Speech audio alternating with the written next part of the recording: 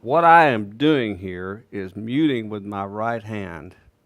Notes that I'm not playing, I'm muting with my right hand. Now listen, I didn't know I was doing that for the longest time. This is something somebody pointed out to me. Man, you're using a banjo technique. I went, what? I had no earthly idea that's how banjo players did it. And that is muting with your right hand. When I first started playing slide, I muted behind the strings, and I still may do that a little bit. But if I didn't have, God forbid, if I didn't have these two fingers to do it with, I'd be okay. Because what I find is, for instance, I'm just going to play up on the, let's say this let's say on the B string. I'm just going to strike that. Now, if you can, take a look at what happens with strings on either side of that.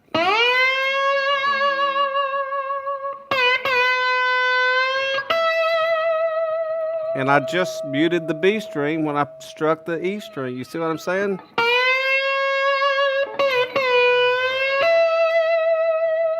Is that clear? Can you guys see that okay? Same thing on the third string.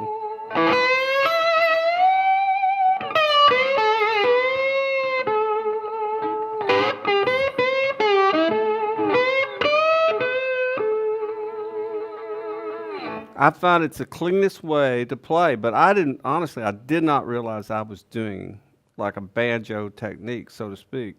It was just a way to keep all the string rattle from coming through. And, as we play, as we get further along in our playing, you will find that kind of any guitar that you pick up, you're going to sound like you. I can pick up a Telecaster and I can sound like me. I won't sound like me on a Les Paul necessarily, but I will still sound like me. And the reason is we compensate. You don't realize it, but if you've got a musical mind, you're going to do that anyway. So if I'm playing on say a particularly dark guitar, like this one is not. My Pauls are not dark at all. They're biting. They're particularly good.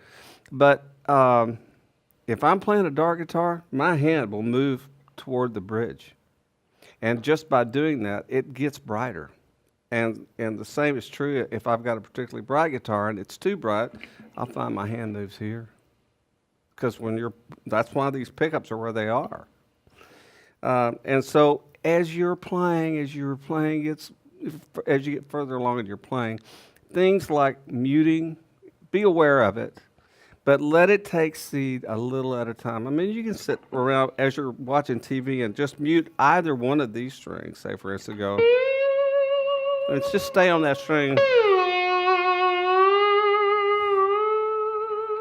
Just get used to feeling that. You're muting on either side, and same thing here.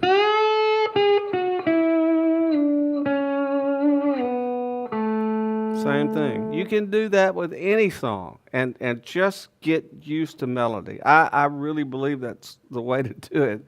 And get used to that muting technique. It'll help you a lot as you're going down the road of slide euphoria. As we're talking about muting and as we're talking about how we're playing this thing, this unwieldy instrument, this slide guitar, I get asked all the time, are those your nails? Do you have to grow out your nails in order to play? Why don't you play with a pick? All kinds of questions. I do play with a pick when I'm playing regular finger leads or rhythms. But if I'm playing slide, never. Because it occurred to me, if you have glass or metal in your left hand and you've got plastic in your right, you're totally divorced from your instrument. There's no human touch at all. And so I toughed it out and learned to play with my hands. And I'm so glad I did because of that, I'm able to be more tactile about the whole thing. I keep this nail, this finger and my fourth finger, my ring finger, that is acrylic, and I keep them a little bit long. They're a little too long right now. And my thumb, because when I'm playing acoustic, if I was just playing electric all the time, no, I would probably just use the meat on my finger. And I keep this one raw, and I keep it short, because there are times when I need that. Sounds totally different than. You hear the difference?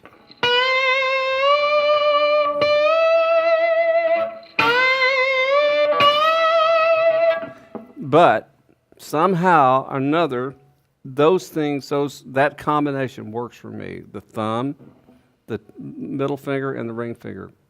That works. But I got to have some meat somewhere, and I've got it there, and I've got it here. If I ever need it, I use it.